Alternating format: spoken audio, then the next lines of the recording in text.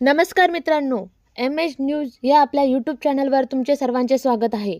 संजय गांधी निराधार योजना, श्रावणबाळ योजना आणि इतर सर्व पेन्शन योजनांचा लाभ घेणाऱ्या दिव्यांग बांधवांसाठी आज एक अत्यंत महत्त्वाची आणि मोठी अपडेट समोर आली आहे. मित्रांनो, एप्रिल आणि मे महिन्याचे पेन्शनचे पैसे आता सामाजिक न्याय व विशेष सहाय्य विभागामार्फत दिव्यांग बांधवांच्या खात्यावर जमा होण्याची प्रक्रिया सुरू झालेली आहे.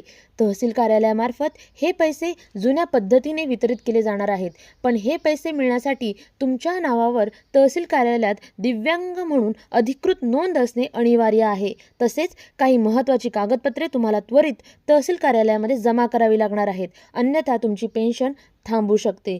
तर मित्रांनो, कोणती आहे ही 5 कागदपत्रे आणि कशा स्वरूपाची आहेत याविषयी आता आपण सविस्तर माहिती पाहणार आहोत. त्यामध्ये प्रथम कागदपत्र म्हणजे हयातीचा दाखला.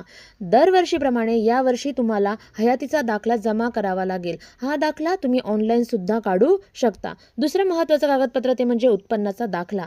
ज्यांचे वय 50 वर्षापेक्षा कमी आहे त्यांना दरवर्षी उत्पन्नाचा दाखला द्यावा लागतो. मात्र ज्यांचे वय 50+ म्हणजेच 50 वर्षाच्या पुढे आहे त्यांना 5 वर्षातून एकदा हा दाखला देणे आवश्यक आहे. तिसरं महत्त्वाचं कागदपत्र आहे ते म्हणजे आधार कार्ड. तुमचे आधार कार्ड अपडेट असणे अत्यंत गरजेचं आहे आणि त्याला तुमचा मोबाईल नंबर लिंक असणं अत्यंत गरजेचं आहे.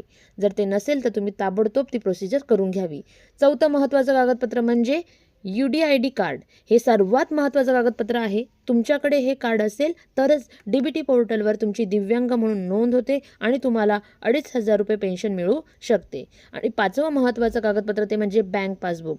तुमचे बँक खाते DBTसाठी पात्र असणे म्हणजेच बँक खात्याला आधार कार्ड जोडलेले असणे अनिवार्य आहे. तर ही 5 महत्त्वाची कागदपत्र आहेत. पुन्हा एकदा सांगते, हयातीचा दाखला, उत्पन्नाचा दाखला, आधार कार्ड, UDID कार्ड आणि बँक पासबुक ही अत्यंत महत्त्वाची कागदपत्र तुम्ही जमा करणं अत्यंत गरजेचं आहे. मित्रांनो, तहसील कार्यालयातून स्पष्ट सूचना देण्यात आलेल्या आहे की जर तुमची कागदपत्र अपूर्ण असतील तर तुमचे पैसे खात्यावर जमा होणार नाहीत. त्यामुळे लवकरात लवकर तुमच्या जवळच्या तहसील कार्यालयाशी संपर्क साधा. तिथे गेल्यानंतर तुमचे स्टेटस तपासा. तुमची नोंद दिव्यांग म्हणून झाली आहे का, आधार आणि बँक लिंक आहे का, हे एकदा खात्री करून घ्या. जर काही कागदपत्रे कमी असतील तर ती लगेच तिथे जमा करा, जेणेकरून तुमची पुढील पेन्शन विना व्यत्यय चालू राहील. ती महत्त्वाची कागदपत्रे पुन्हा एकदा सांगते, ते म्हणजे हयातीचा दाखला, उत्पन्नाचा दाखला, आधार कार्ड, UDID कार्ड आणि बँक पासबुक. तर मित्रांनो, ही होती आजची महत्त्वाची अपडेट. हा व्हिडिओ आपल्या सर्व दिव्यांग बांधवांपर्यंत आणि गरजू लोकांपर्यंत नक्की शेअर करा, जेणेकरून कोणाचीही पेन्शन बंद होणार नाही.